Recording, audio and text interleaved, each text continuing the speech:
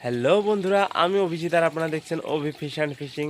তো বন্ধুরা, চলে এলাম আরও একটা নতুন ভিডিওতে। আর বন্ধুরা, আজকের ভিডিওতে আমি আপনাদেরকে দেখাবো যে আমার যে মাছগুলো আমি পুকুর থেকে সংগ্রহ করে রেখেছিলাম, সেই মাছগুলো তো পরবর্তীতে আমার আর দেখা হয়নি, ট্যাঙ্কে রয়েছে। তো বন্ধুরা, সেই মাছগুলো এখন ট্যাঙ্কে ছাড়া আছে, তো তারপরে কোনো রকম জল পরিবর্তন হয়নি, ওইভাবে ট্যাঙ্কেই রয়েছে। তো বন্ধুরা, চলুন মাছগুলো দেখে নিই আমরা এখন কি অবস্থায় আছে। দেখতে পাচ্ছেন এটার হাইট খুব বেশি না, এখন 8 ইঞ্চি মতো বেরিয়ে আছে বাইরে। আর নিচে 1 ফুট মতো জল আছে, কি 1 ফুটের একটু বেশি বেশি। এর মাঝখানে রিংটা, এবং রিংয়ের মাঝখানে ওই যে লেবেল দেওয়া আছে, বৃষ্টি হচ্ছে এখন কন্টিনিউ, তো জল ওভারফ্লো হয়ে বেরিয়ে যাবে ওইখান দিয়ে। আর এগুলো ড্রেনেজ সিস্টেমগুলো খুব একটা এখানে কোনো করা হয়নি আউটলেটের, ওটা এখন এইভাবেই জল যাচ্ছে। এটাও আজই লাগানো হয়েছে, এতদিন ছিল না, এগুলো পাড় ভেঙে যাচ্ছিলো সাইড দিয়ে, তো ঠিক করা হয়েছে। আর ওই সাইড দিয়ে দেখতে পাচ্ছেন জল পড়ছে, এটা এই ট্যাঙ্কিটার জল, এটা প্রায় ক্লিয়ার হয়ে এসছে, এখনো জল আছে বেশ খানিকটা।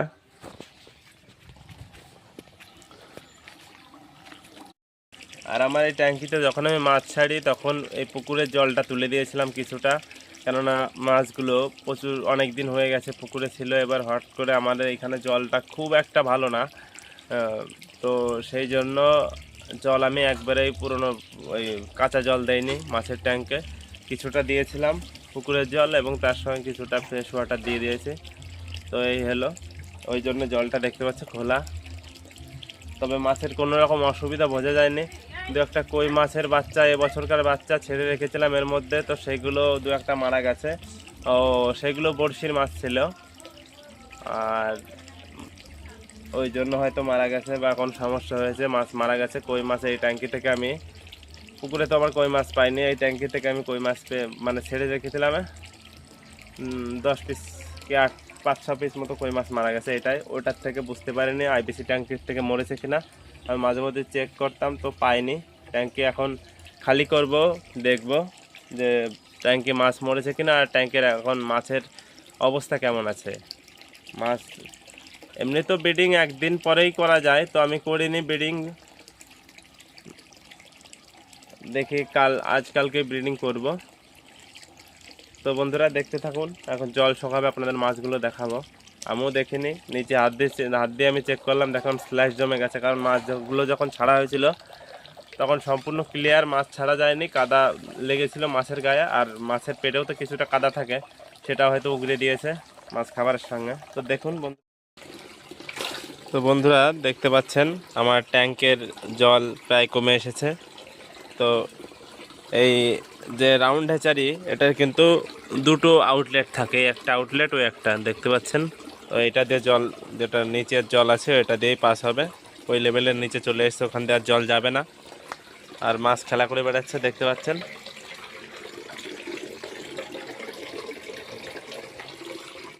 বন্ধুরা, দেখতে পাচ্ছেন আমার ট্যাঙ্কের সম্পূর্ণ জল বেরিয়ে গেছে।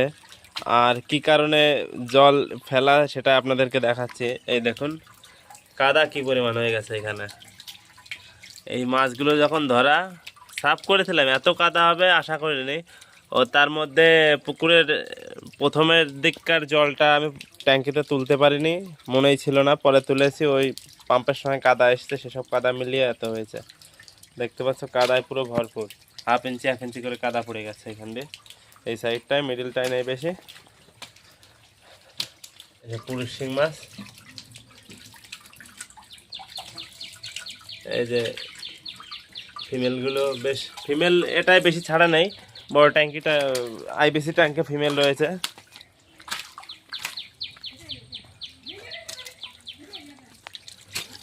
দেখুন বন্ধুরা, মাছের কিন্তু এই খুব সুন্দর ডিম রয়েছে মাছের।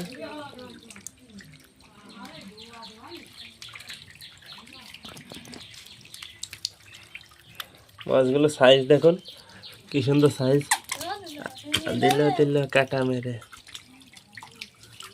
আমার হাত না, ঠিকভাবে দেখাতে পাচ্ছি না, এখন পরে দেখাবো ওজন করে আপনাদেরকে।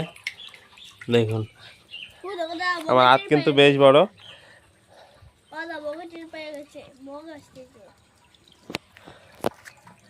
এই তেলাপিয়াগুলো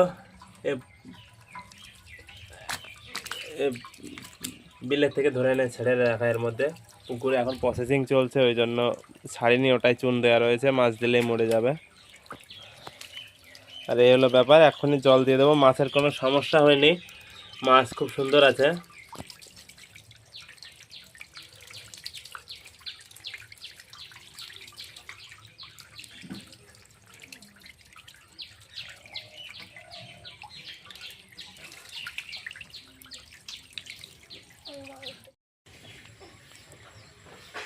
তো বন্ধুরা দেখতে পাচ্ছেন আমার ট্যাঙ্কিটা ওই মাছ ছাড়ার পরে আমি কিন্তু এখানে সে কাদা অবস্থায় মাছ দেওয়া ছিল, অনেক কাদা ছিল, আপনাদের দেখালাম। তো আমি ভিডিওটা কিছুটা কেটে ফেলেছি, কারণ কাজ করছিলাম, ওই সময় ভিডিও করা হয়নি, একটু বৃষ্টি এসছিল। তো দেখতে পাচ্ছেন। তো বন্ধুরা তেলাপিয়াগুলো আগে আগে কটা খাওয়া হয়েছে, আর এখন এই দুটো রয়েছে অবশিষ্ট। দেখতে পাচ্ছেন বড় তেলাপিয়া, আর ছোট ছোট কটা আছে, আর এখানে শিং মাছ আর কিছু কই মাছ ছাড়া রয়েছে, বাচ্চা বাচ্চা কই। এই দেখুন।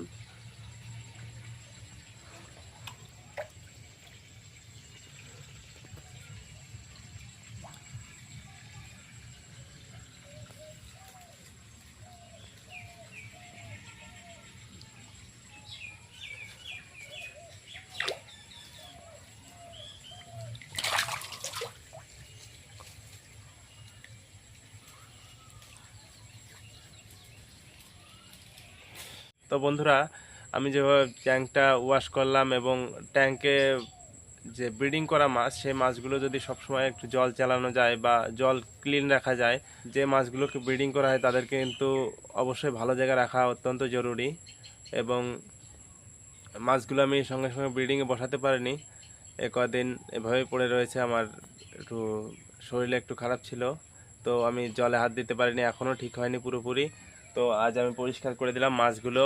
আর যে মাছগুলোকে ব্রিডিং করা হয় তাদেরকে অবশ্যই মাঝে মধ্যে জল পরিবর্তন করে দেওয়া উচিত, তাতে করে মাছের ডিম দ্রুত আসে এবং মাছগুলো হেলদি থাকে, এবং ওরা যে এই পরিবেশের সঙ্গে খুব সহজে মানিয়ে নিতে পারে। যখনই আমরা ব্রিডিং করি তখন অবশ্যই আপনারা জানেন যে মাছগুলোর পুরো কাঁচা জল চলে, একদম পুরো আন্ডারগ্রাউন্ড ওয়াটার হোক বা অন্য কোনো জল, সেটা কিন্তু একদম পরিশুদ্ধ জল চলে, কোনো পুকুর বা ইসের জল চালায় না সাধারণত। তো এই মাছগুলো যখন আমি ইঞ্জেকশন দেবো হঠাৎ করে এনে কোনো খালবিল থেকে বা পুকুর থেকে ধরে, তখন কিন্তু মাছগুলো সহ্য করতে পারবে না, হঠাৎ করে নতুন পরিস্থিতিতে তারা মানিয়ে নিতে পারবে না, এখন ডিম ছাড়বে না। এই জন্যই জল পরিবর্তন অত্যন্ত জরুরি, তাতে মাছগুলো ইউজড হয়ে থাকবে, মাছগুলো এই পরিবেশের সঙ্গে মানিয়ে নিতে পারবে। ডোজ করলে পরে মাছগুলো স্ট্রেচে পড়ে ডিম অনেক সময় দেয় না, এই সমস্যাগুলি হবে না। অবশ্যই আপনারা যারা করছেন তারা অবশ্যই জল পরিবর্তন করবেন অবশ্যই মাঝে মধ্যে, তাতে আপনাদের ডিমের কোয়ালিটি ভালো হবে এবং ডিম বেশি ছাড়বে মাছে। তো বন্ধুরা এই ছিল আজকের ভিডিওটি অবশ্যই ভালো লাগলে কমেন্ট করবেন, আর এরকমই ভিডিও পেতে আমার চ্যানেলটিকে সাবস্ক্রাইব করবেন। তো বন্ধুরা দেখা হচ্ছে পরবর্তী কোনো নতুন ভিডিওতে, ততক্ষণ সুস্থ থাকবেন, ভালো থাকবেন, নমস্কার।